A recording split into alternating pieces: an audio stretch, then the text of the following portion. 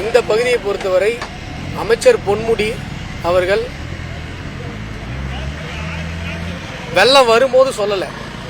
கடலூரில் 4:30 மணிக்கு வெள்ளம் வருது விடிகாலையில், இங்கே 7 மணிக்கு வருது. இது தென்பெண்ணை ஆற்றுடைய கிளையாறு.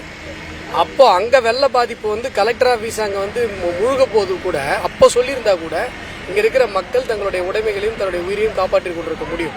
அந்த நேரத்தில் இங்கே 7:30 மணிக்கு காலையில் வெள்ளம் வந்திருக்கு. அந்த நேரத்தில் தேசிய பேரிடர் பாதுகாப்பு குழுவுடைய வாகனம் இங்கே எதேச்சாக சென்று அதை மக்கள் அவர்களாகவே மறித்து அவர்கள் இங்கே இருக்கிற மக்களெல்லாம் காப்பாற்றிருக்காங்க. வெள்ளம் வரப்போதுங்கிற எந்த விதமான அறிவிப்பும் கிடையாது. வெள்ளத்திலிருந்து மக்களை மீட்க வேண்டும் என்கிற எந்த விதமான பொறுப்புணர்ச்சியும் கிடையாது. பொறுப்பே இல்லாமல் 2 நாள் கழிச்சு ஒரு போட்டோ ஷூட்டை நடத்தும் போது மக்கள் தங்களுடைய எதிர்ப்பை தெரிவித்திருக்கிறார்கள். பொன்முடி அவர்களை பார்த்து நாங்கள் ஒன்று கேட்குறோம், உங்கள் சட்டையில் கொஞ்சோண்டு சேறு பட்டதுக்கு உங்களுக்கு இவ்வளோ கோவம் வருது, இங்கே 2 ஊர் சேராக இப்போ கிடக்குது, இவங்களுக்கு என்ன பதில் சொல்கிறது?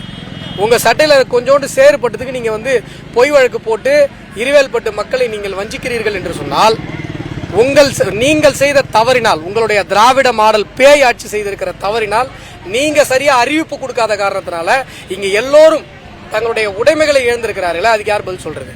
எத்தனை வீடுகள் இடிந்திருக்கிறது? வீட்டில் இருந்த ஒரு பொருள் கூட இல்லை. வீட்டில் இருக்கிற அத்தியாவசிய பொருட்கள் சாதாரணமாக ஒவ்வொரு வீட்லேயும் 50,000 1 லட்சம் வரைக்கும் பொருட்கள் சேதாரமாக இருக்கு.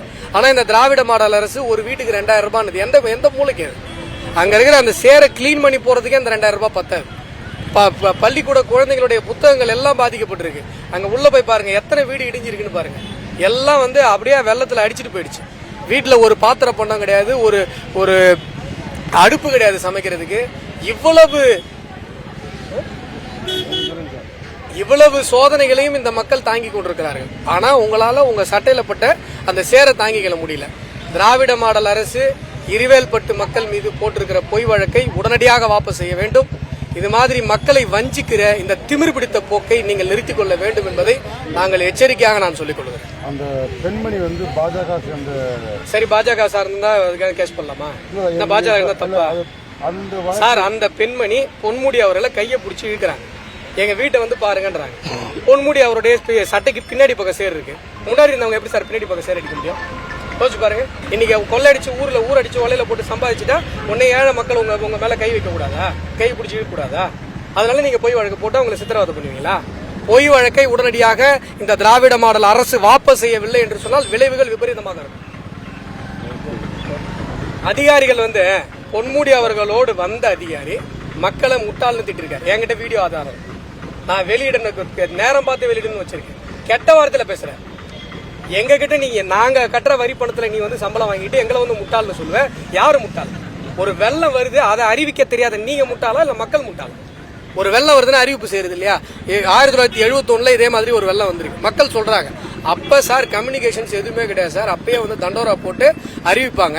இன்றைக்கு வாட்ஸ்அப் இருக்குது, ஃபேஸ்புக் இருக்குது, எவ்வளோ இருக்கு, மெசேஜ் இருக்கு. ஊராட்சி மன்ற தலைவர்கள் கூட சொல்லியிருந்தா கூட அவங்க எங்கிட்ட சொல்லியிருப்பாங்க. எந்த விதமான அறிவிப்பும் இல்லை. இங்க மட்டும் இல்லை, திருவண்ணாமலை, கடலூர், கள்ளக்குறிச்சி, விழுப்புரம் 4 மாவட்டங்கள் முழுமையாக பாதிக்கப்பட்டிருக்கு. காவல்துறை வழக்கு பதிவு பண்ணுன்னு சொல்றாங்களே, காவல்துறை வழக்கு பதிவு செய்திருக்கிறார்கள். வழக்கு நம்பர் இருக்கு. ஆனா வழக்கை நெட்ல அப்லோட் பண்ணாம இருக்காங்க. இப்ப அதனால பெயில் கூட போக முடியாத ஒரு சூழ்நிலை இருக்கு. இதெல்லாம் ரொம்ப மோசமான ஒரு போக்கு.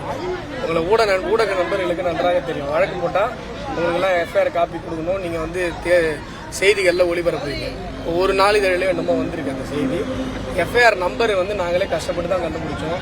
இத்தனைக்கும் எஃப்ஐஆர் குறித்த தகவல்கள் நெட்டில் பதிவேற்றம் பண்ணணும், இன்டர்நெட்டில் பதிவேற்றம் பண்ணணும். அதை கூட பண்ணாமல் இவர்கள் மக்களை வஞ்சிக்க வேண்டும், மக்களை மிரட்ட வேண்டும். ஏன்னா இந்த இருவேல்பட்டு மக்கள் ரோட்டுக்கு போராட்டம் பண்ணதுனால தான் இந்த 2 ஊர்கள் எவ்வளவு பாதிக்கப்பட்டிருக்கிறது தமிழகத்துக்கு தெரிஞ்சுது. அதனால அவங்கள பழிவாங்கணும்னு இந்த திராவிட மாடல் திமுக அரசு நினைக்கிறது. அதனால அமைச்சர் பொன்முடி அவர்களுக்கும் சரி, இந்த மாவட்டத்தினுடைய பொறுப்பு அமைச்சராக இருக்கக்கூடிய ஏவாவேல் அவர்களுக்கும் சரி எச்சரிக்கையாக சொல்லிக் கொள்கிறோம், வழக்கை வாபஸ் வாங்கணும். அந்த அம்மாவுடைய வீட்டில் இருக்கிற குழந்தைகள் மிரட்டப்படுகிறார்கள். அங்கே அந்த வீட்டை போய் பாருங்க, எவ்வளவு எளிமையான ஒரு வீடு.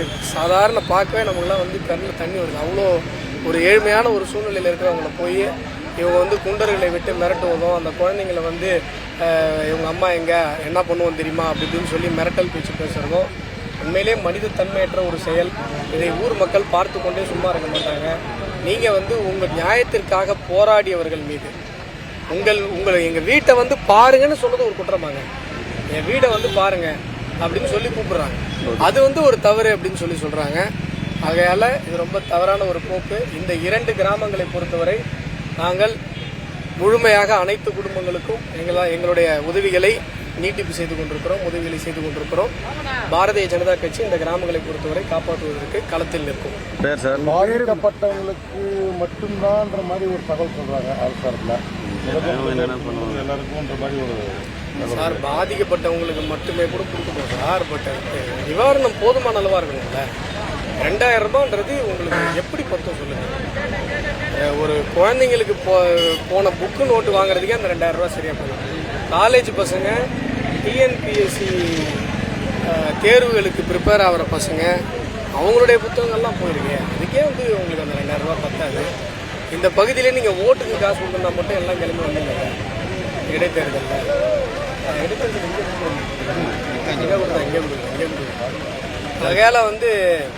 ஆகையால் இந்த நிவாரணம் பத்தவே பத்தாது. மத்திய அரசாங்கம் நரேந்திர மோடி அவர்கள் அள்ளி கொடுத்து கொண்டிருக்கிறார். இதை வந்து மக்களுக்கு நீங்கள் கிள்ளியாது கொடுங்க என்பதை நாங்கள் எங்களுடைய கோரிக்கையாக வைத்துக் கொள்கிறோம்.